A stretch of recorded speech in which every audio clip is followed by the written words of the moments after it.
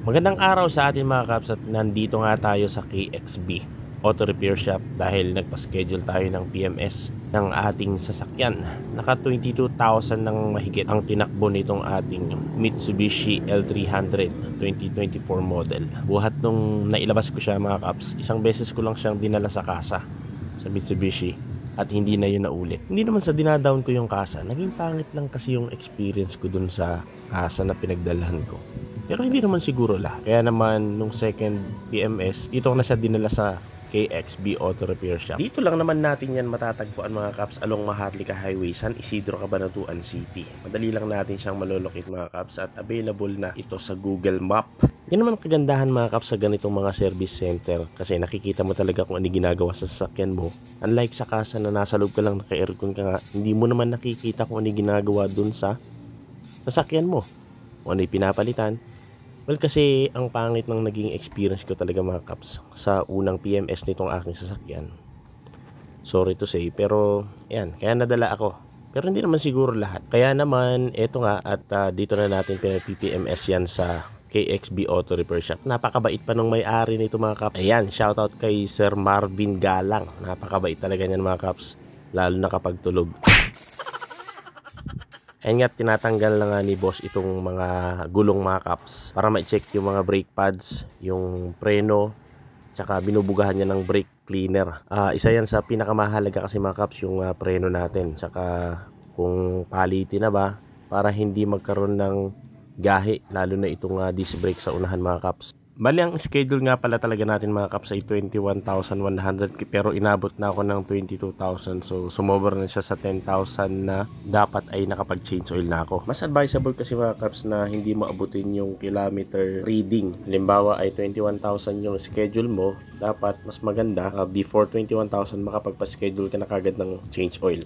At ayun nga mga kaps, napansin nyo sobrang itim na nung langis natin, kaya naman sabi ko ipa-flashing na natin yan para hindi naman sayang yung langis na ilalagay natin. Fully synthetic yan for 10,000 kilometers or 6 months, whichever comes first. Ayun nga, okay na okay pa yung ating mga brake pads at makakapal pa. Brake cleaner lang to mga kaps at konting adjustment kung meron mang i-adjust.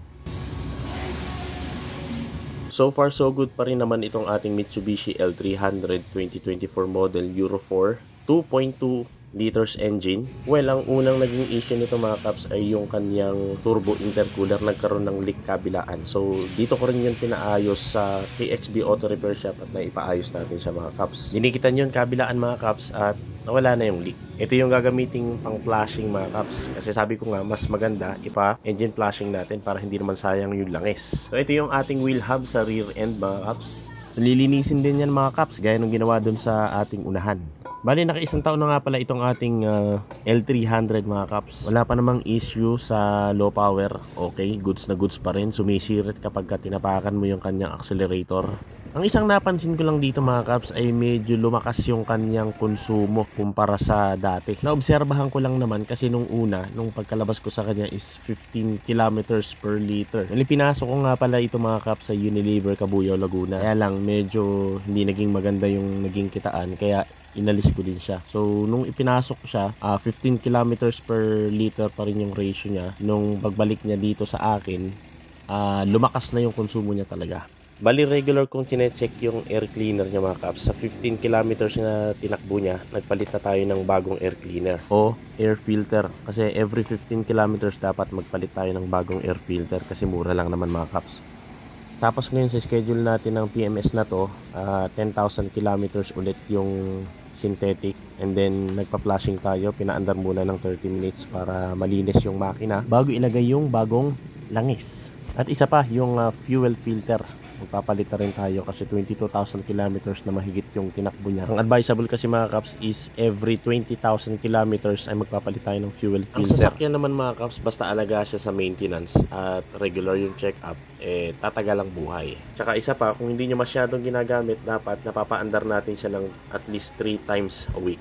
Kaya nga nang sabi ko, dapat regular yung check-up tsaka yung maintenance. Ayan, katulad yan, chinecheck yung mga brake pads natin para maiwasan natin yung biglang maubos yung brake pads tapos bigla na lang siyang kakayod ng bakal to bakal. So, malaking problema pagka ganun yung mangyari. At ito naman, mga kaps, yung fuel filter. Papalitan na rin natin ng bagong fuel filter yan para naman laging malinis yung diesel na pumapasok sa combustion chamber niya, mga kaps. Para laging maganda ang performance ng makina, mga kaps. Filter. Ayan.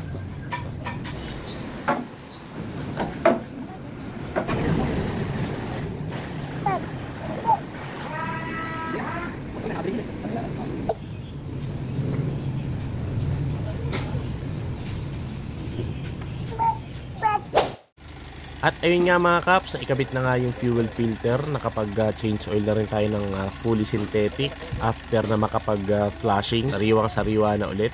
Yan mga kaps, yung odo niya 22,475 at yung next schedule niya after 6 months or 32,475 dapat hindi tayo lalagpas doon. At least mga bago yung 32,475 dapat makapag-change oil na ulit tayo. Kasi merong idle yung sasakyan natin. Hindi lang basta sa kilometer reading tayo babase or yung sa odo. Kakaroon din tayo ng allowance bago tayo magpa-change oil. Kasi yung idle niya pagka nakahinto tayo umaandar yung sasakyan kahit hindi siya tumatakbo, may paggalaw pa rin yung makina mga kaps.